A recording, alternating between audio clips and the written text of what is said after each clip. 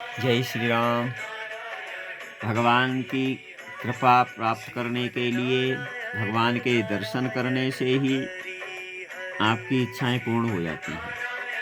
भगवान शालिग्राम इतने अद्भुत हैं कि इनकी कृपा जब किसी पे हो जाती है तो समझ लो उस मनुष्य का कल्याण हो गया। उसको सीधे बैकुंठ जाना ही पड़ता, बैकुंठ लेके जाते हैं भगवान, इतने प्रसन्न हो जाते हैं। लेकिन उसके लिए करना क्या है? जिसको अपना कल्याण करवाना है, बैकुंठ लोग जाना है, भगवान विष्णु के धाम को जाना है, तो उसको भगवान की पूजा पाठ नित्य अपने समय से करना चाहिए और भगवान का कीर्तन अवश्य करना चाहिए। कलयुग में सबसे अगर अच्छी चीज़ है तो वो केवल कीर्तन है। राम कृष्ण विष्णु नारायण जो भी आप करते हैं वो भगवान का कीर्तन ही है जो सर्वश्रेष्ठ है। अगर आप भगवान का कीर्तन बढ़िया सा कर लेते हैं तो समझ लीजिए कि आपका है कल्याण होगा ही होगा। क्यों? कि भगवान की कृपा जब ही प्राप्त होती है जब आप भगवान की पूजा पाठ और उसके बाद में उनका कीर्तन करते हैं। जब तप नहीं अगर आप करते हैं, ठीक है, आपने मंत्र नहीं लिया, मंत्र आप दीक्षित नहीं हैं, आप अपने घर में रहते हैं, जो भी काम करते हैं, दुकान पे रहते हैं, कहीं भी हैं, यथाशक्ति सुबह प्रातः स्नान करके और नित्य कर्म करके स्नान ध्यान करके उसके बाद में आपको थोड़ा पूजा पाठ तो करना ही चाहिए। आपके पास शालिग्राम नहीं है, कोई बात नहीं है, कोई आपने फ़ोटो रख लो, वहाँ पे कोई भगवान की तस्वीर रख लो, जो आपको राम कृष्ण विष्णु नारायण जिनमें आपकी श्रद्धा हो, जिनको आप पसंद करते हो, जो भगवान आपको अच्छे लग रहे हों, कि मान लिया जाए कि आपको राम जी के उपासक हो या कृष्ण के उपासक हो या विष्णु के हो, नारायण, जिसका भी आपको प्रेम है, उनका एक विग्रह रखो आप अपने घर में फ़ोटो, और उन्हीं में बस धूप दीप लगा दिया, अगरबत्ती धूप लगा के हाथ जोड़ के प्रार्थना करो। और उसके बाद में उनके सामने जो भी आपको स्त्रोत अगर आता है, कोई पूजा पाठ, मान लिया जाए आपने कोई स्त्रोत पढ़ना है, संस्कृत में है या हिंदी में है, या रामचरितमानस का पाठ कर लो। रामचरितमानस की लोग 7 चौपाइयाँ भी अगर आप नित्य पढ़ते हो, 7 चौपाई, तब भी आपका कल्याण होता है। रामचरितमानस एक हिंदी भाषा में काव्य है, लेकिन उसकी जो चौपाइयाँ हैं उनका वर्णन, उसमें जो अर्थ है वो गूढ़ रहस्य है। वेद समझ लो, वेद के जैसा गूढ़ रहस्य है, उसको समझना सबके बस का नहीं है।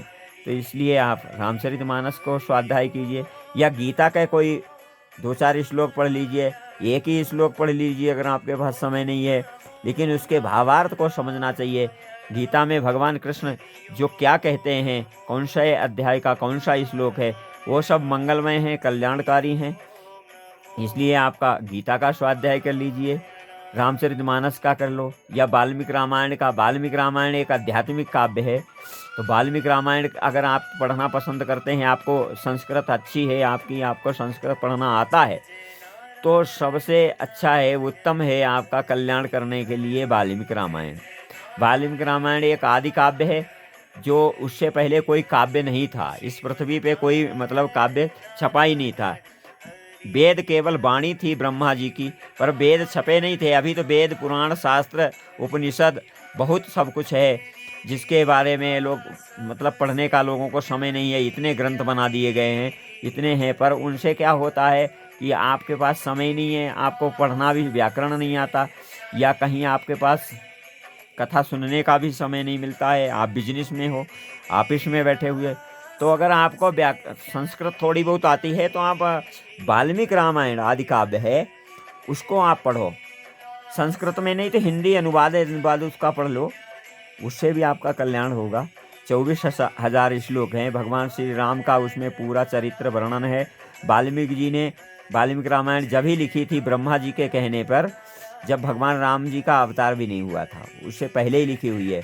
तो उसमें जो है वाल्मीकि रामायण एक ऐसा काव्य है जिससे इतना बड़ा अनुभव होता है। अगर आपने वाल्मीकि रामायण का स्वाध्याय किया, आपने पढ़ा, तो उसमें बिल्कुल प्रैक्टिकल जो लिखा है वो सामने आपके घटित होगा, आपको सामने दिखाई देगा। आप सपने में जैसे ही सोओगे रात को, अगर भगवान को चिंतन करते हुए अगर आपने निंद्रा मगन हो गए, आप सो गए, तो भगवान की कृपा जरूर मिलेगी। ये मैं आपको बता रहा हूँ, मैंने तो प्रत्यक्ष अनुभव किया हुआ है वाल्मीकि रामायण से। लोग कहते हैं सपने में, तो सपने की बात अलग ही है, लेकिन बिना सपने में प्रत्यक्ष में भी देखा। वाल्मीकि रामायण पढ़ने से क्या होता है, इधर उधर के मंदिरों के भगवान भी आपके पास सुनने आ जाते हैं। वाल्मीकि रामायण एक ऐसी चीज़ है जिसको अगर आपने बहुत अच्छी तरीके से अनुवाद करके, उनका उच्चारण करके और मतलब मधुर वाणी में पढ़ा, तो अगर आप जैसे वृंदावन, अयोध्या या कहीं चित्रकूट ऐसे धाम में रहते हैं, हरिद्वार, ऋषिकेश या और दूसरी जगह कहीं रहते हैं, और वहाँ पे बहुत इधर उधर मंदिर हैं भगवान के जहाँ पे शालिग्राम विराजमान हैं, तो वो भगवान भी आपके यहाँ सुनने आ जाएंगे। ये मैं बता रहा हूँ, ऐसा होता है। वाल्मीकि रामायण में इतना पावर है, इतना मतलब अगर आपने सच में हृदय से, दिल से जो चीज़ पढ़े, लोग कहते हैं दिल से करना चाहिए हर काम, आत्मा पवित्र करके। अगर आपने दिल से अगर वाल्मीकि रामायण का पाठ सुनाया भगवान को नित्य, तो आपके अड़ोस पड़ोस के भी भगवान आपके ही यहाँ दिखाई देंगे समय से। ये नहीं कि आज पढ़ लिया आपने सुबह और कल शाम को पढ़ेंगे, मतलब उसमें टाइम फिक्स होना चाहिए कि आपने अगर मान लिया जाए सुबह 10 बजे पढ़ना है या शाम को 4 बजे पढ़ना है, पाठ करना है, तो वो एक फिक्स समय रखो कि आपको 1 घंटे पढ़ना, आधे घंटे पढ़ना है, तो उसमें भगवान प्रसन्न होते हैं, वो आते हैं। वाल्मीकि रामायण का नवा पारायण करना चाहिए।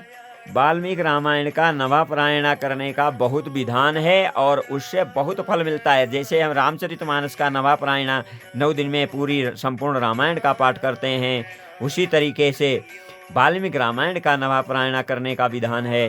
वाल्मीकि रामायण का नवा पारायण कार्तिके शीते पक्षेता चेते मासे चेते माघे कार्तिके शीते पक्षे, मतलब कार्तिक में और चैत के महीने में और माघ के महीने में उसका पाठ करने का विधान है। अगर आपने कार्तिक मास के शुक्ल पक्ष में वाल्मीकि रामायण का पंचमी तिथि हो, पंचमी तिथि से प्रारंभ करना चाहिए। पंचमी तिथि से 9 दिन तक हमें वाल्मीकि रामायण का स्वाध्याय करना चाहिए। अगर आप वाल्मीकि रामायण का पाठ कार्तिक मास में पंचमी तिथि को पठन चालू करते हैं विधि विधान के सहित, तो आपको दिव्य दर्शन होंगे भगवान के, मतलब दिव्य अनुभव होने लगेंगे। आप सोचोगे कि मैंने तो ऐसा कभी सोचा भी नहीं था और कभी मैंने सुना भी नहीं था। जो आपने कभी नहीं सुना है, ना ही किसी के मुखारबिंद द्वारा कथा में भी नहीं सुना, वो भी आपको वैसा होगा। और आपको तो ये होगा ही नहीं कि मैं सपने में देख रहा हूँ, रियल में देख रहा हूँ, या क्या हो रहा है, ऐसा भी होता होगा क्या। आपने कभी मन से, वाणी से कभी ऐसा कभी गणना नहीं की होगी, वो अनुभव आपको हो सकते हैं। भगवान के दिव्य दर्शन कहोगे, भगवान आपको दर्शन देने लगे आके। अगर आपने पूरा नवा पारायण विधि विधान से किया, लेकिन उसमें टाइम बहुत लगता है, 9 घंटे का पाठ होता है। अगर आप हिसाब से करते हैं, सुबह प्रातः चालू करना चाहिए और दोपहर में थोड़ा सा विश्राम नहीं किया जाता है फिलहाल, लेकिन पूरा दिन लग ही जाता है उसमें, तो विधि विधान से पाठ करना चाहिए। तो आपको दिव्य दर्शन होने लगेंगे, भगवान की कृपा हो जाएगी आपके ऊपर। आपको वो अनुभव होंगे जो आपने किसी संतों से भी जल्दी नहीं सुने होंगे, जो आपने पौराणिक कथाओं में सुने होंगे कि ऐसा होता है, पुराणों में वर्णन है, वो अनुभव आपको होने लगेंगे।